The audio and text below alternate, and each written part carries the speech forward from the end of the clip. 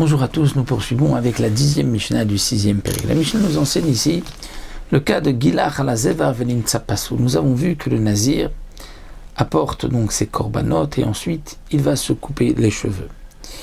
Le Nazir s'est coupé les cheveux après avoir apporté donc son premier korban et il s'avère que le korban est Pasoul.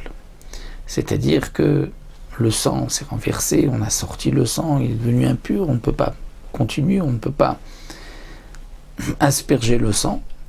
Donc c'est vrai qu'on avait égorgé un korban, mais le sang s'est renversé. Le korban n'est pas soul, il faut amener un autre. Eh bien, tiglarto psoula.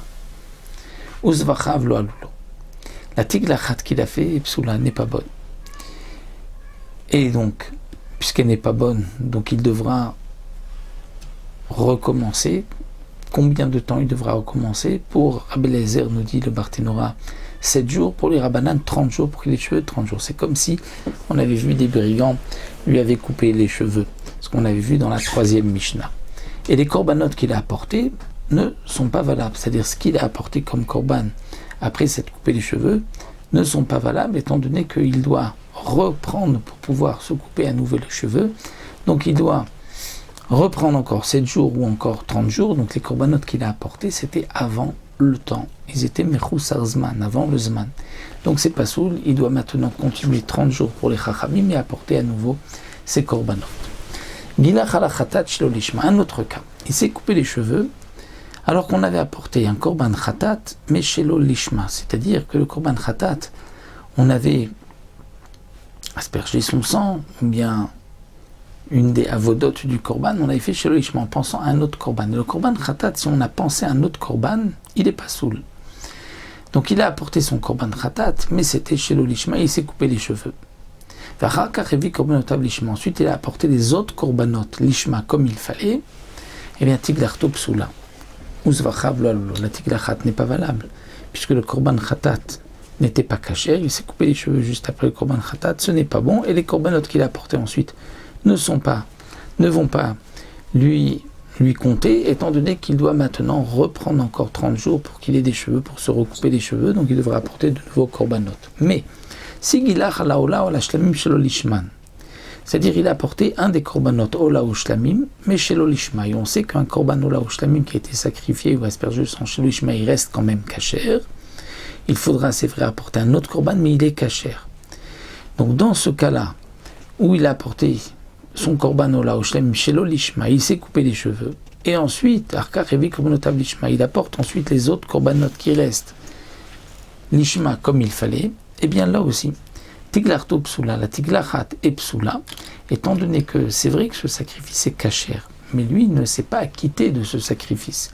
Donc puisqu'il ne s'est pas acquitté de ce sacrifice, eh bien c'est comme s'il s'est coupé les cheveux sur un korban nedava qu'il a offert, olat neveshem nedava, et ce n'est pas valable. Et donc c'est pour cela que la tiglachat et psoula et les corbanotes qu'il a apportés ne sont pas valables. Il devra laisser pousser les cheveux encore 30 jours et ensuite apporter à nouveau des corbanotes. Rabbi Shimon Omer, Oto azevach lo alalo, aval shar zvachim alulo. Rabbi Shimon n'est pas d'accord. Rabbi Shimon pense que si quelqu'un a apporté un korban olat nedava ou un korban shlamim nedava et qu'il s'est coupé les cheveux, il est yotse aussi. Donc, dit Rabbi Shimon, Oto azevach lo alalo, c'est juste ce korban qu'il a apporté chez le lishma qu'il devra ramener. Aval shar zvachim alulo, mais les autres c'est valable. Pourquoi? Parce qu'il n'a pas besoin de recommencer pour pouvoir se couper les cheveux. Les cheveux qui s'est coupé sur ce korban chez l'olishma qui devient automatiquement nedava, c'est kasher. Donc c'est vrai qu'il ne s'est pas acquitté de ce korban, il devra apporter un autre korban. Mais les autres corbanotes qu'il a apportés l'ishma sont valables.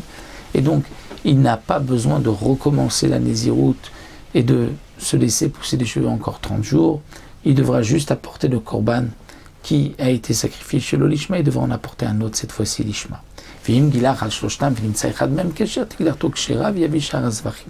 dans le cas où il s'est coupé les cheveux sur les 3 corbanotes, c'est-à-dire il a sacrifié les 3 corbanotes et ensuite il s'est coupé les cheveux, mais il n'a pas dit je me coupe les cheveux sur quel korban. Il a sacrifié les 3 et il se coupe les cheveux. Et il y a au moins un qui est kasher.